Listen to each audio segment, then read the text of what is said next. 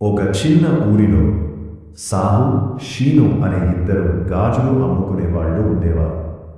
వాళ్ళిద్దరూ మంచి వ్యాపార ఒప్పందం చేసుకున్నారు. ఊరిని రెండు భాగాలుగా పంచుకుని పొద్దున్న ఒక భాగంలో, మధ్యాహ్నం మరొక భాగంలో గాజులు అమ్ముకోవాలని నిర్ణయించుకున్నారు. అలా ఒకరితో ఒకరు పోటీ పడకుండా ఊరంతా ఒకే రోజులో చుట్టేయవచ్చు. ఒకరోజు సాహు గాజులు అమ్ముకుంటూ ఒక పాత గుడిసె ముందు నుంచి వెళ్ళాడు. అందులో ఒక అవ్వ, ఆమె మనవరాలు ఉండేవారు. సాహు పిలుపులు విన్న మనవరాలు గాజులు కావాలని సరదా పడింది. అవ్వ సాహుని పిలిచి, బాబూ, గాజుల ధర ఎంత అని అడిగింది. సాహు చెప్పిన ధర చాలా ఎక్కువ. పాపం, అవ్వ దగ్గర అంత డబ్బు లేదు. అప్పుడు అవ్వ ఇలా చెప్పింది, నా దగ్గర ఒక పాత పళ్ళెం ఉంది బాబు, మసి పట్టింది.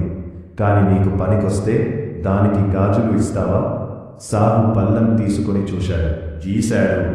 అది బంగారు పళ్ళెం, చాలా విలువైనది. అప్పుడే సాహు మనసులో దురాశ మొదలైంది.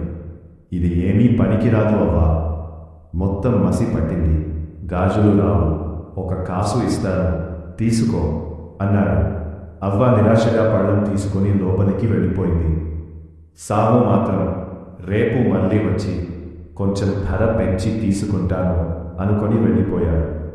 మధ్యాహ్నం ఒప్పందం ప్రకారం షీను ఆ ప్రాంతానికి వచ్చాడు. అవ్వ షీనుకి కూడా పళ్ళెం చూపించింది. షీను ఒకసారి చూసి వెంటనే అర్థం చేసుకున్నాడు, అది బంగారు పళ్ళెమని. కానీ షీను మంచి మనిషి.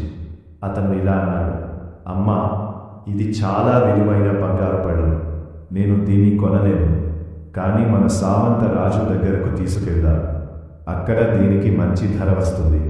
ఆ డబ్బుతో నువ్వు గాజులు కొనుక్కో, మిగతా డబ్బుతో ఏదైనా చిన్న వ్యాపారం పెట్టుకో, నీ మనవరాలికి మంచి భవిష్యత్తు ఇవ్వచ్చు.